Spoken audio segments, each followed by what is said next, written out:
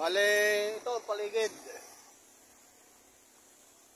Bale, paalis na kami. Naggagayak na kami. So, yan, ikot muna kayo sandali sa aking nakikita.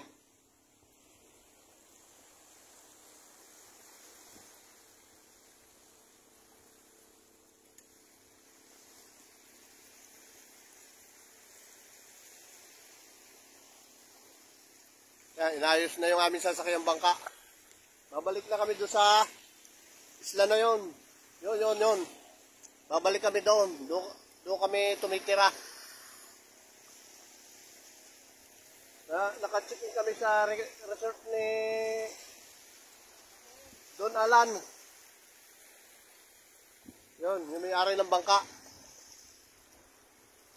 Yan.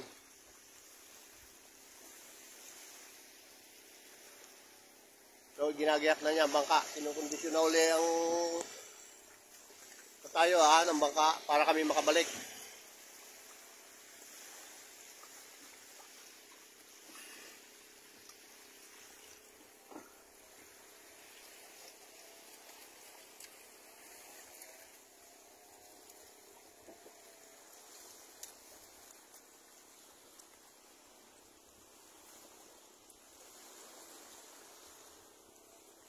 Doon, may mga bahay pa sa dulong yun.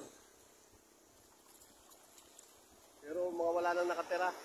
Lahat ng tao dito nag-aalisa na. Apat na lang kami dito, maliban doon sa yung gumagawa ng kalsada doon sa taas.